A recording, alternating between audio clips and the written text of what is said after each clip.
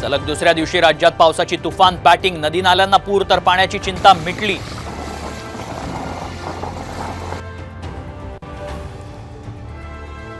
राज्यात सर्वदूर मुसळधार पाऊस, मुंबईत एनडीआरएफची 3 पथकं तैनात, तर कोकण आणि नागपुरातही बचाव पथकं सज्ज।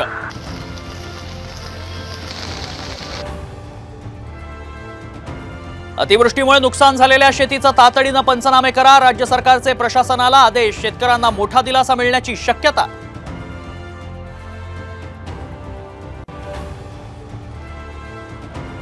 ओबीसीतून आरक्षणावर जरांगे ठाम, वेळ पडल्यास भुजबळांच्या घरासमोर आंदोलन करू, जरांगे पाटलांचा इशारा। तर आमरण उपोषणाचा आजचा 3रा दिवस।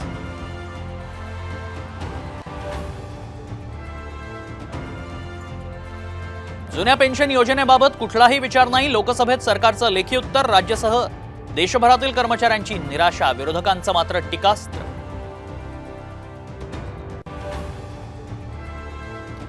जात वैधता प्रमाणपत्र सादर करण्यासाठी 6 महिन्यांची मुदतवाढ, मुख्यमंत्री शिंदेंचा विद्यार्थ्यांना दिलासा, मराठा विद्यार्थ्यांना फायदा होणार।